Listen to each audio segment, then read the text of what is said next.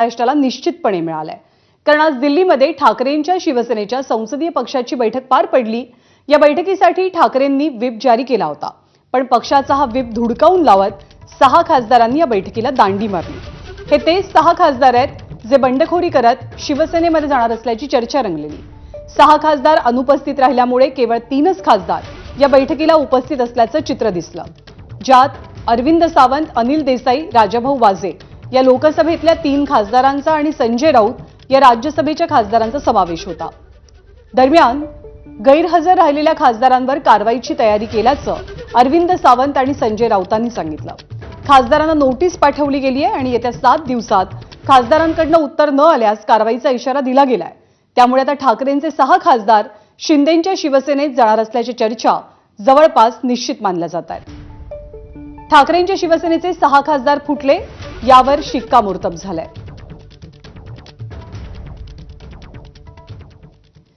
तर या बैठकीला गैरहजर राहिलेल्या खासदारांना नोटीस पाठवली गेली आहे असं संजय राऊतांनी सांगितलंय। सोबतच 7 दिवसात या नोटिशीला जर उत्तर मिळालं नाही तर कारवाई करण्याचा इशाराही दिला गेलाय।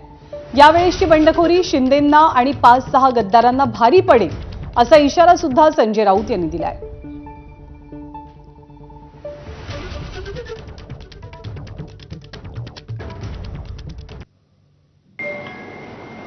ओमराजे निंबाळकर पुणे में है, संजय दीना पाटिल मुंबई में है। ठीक है, पार्टी हमारे मीटिंग में नहीं आए हैं, लेकिन वो कल भी उनके साथ नहीं। अब जो नहीं आए हैं वो कहाँ है, उनका आता पता क्या है, क्या शिंदे के लोगों ने, गुंडे लोग हैं क्या, किडनैप किया है, उनके बाद सरकार ने किडनैप करके कहाँ उनको छुपाया है, हाँ, क्या उनका कुछ जिंदगी का, जीवन को कोई खतरा है उनके, अब देखना पड़ेगा ना। ये लोग कुछ भी कर सकते हैं। 3 सदस्य रहे, बाकी जो सदस्य यहाँ नहीं आए हैं या अटेंड नहीं किया है, हम ये मानते हैं ये पार्टी व्हिप का उल्लंघन है। करेक्ट, एकदम पार्टी का आदेश नहीं माना है, तो अभी उस मुताबिक हम उस बारे में जो भी एक्शन लेनी है वो एक्शन की शुरुआत हो गई है। उनको शो कॉज दिया जाएगा, उनसे जवाब मांगा जाएगा और हम इस दिशा में जाएंगे कि उनकी सदस्यता रद्द हो। संडे को सब लोग एक साथ थे, कुछ वर्चुअली आए थे, आज लापता है। अब लापता कहाँ है, क्या है, उनको पता है, हमको उनको ढूंढने में अब कोई दिलचस्पी नहीं है। हाँ, मैच्योर लोग हैं, 70-70 साल के लोग हैं, 2-2 बार 3-3 बार एमपी बने हमारे पार्टी से, तो हम क्या उनको बताएंगे, लेकिन इस बार उनको महंगा पड़ेगा।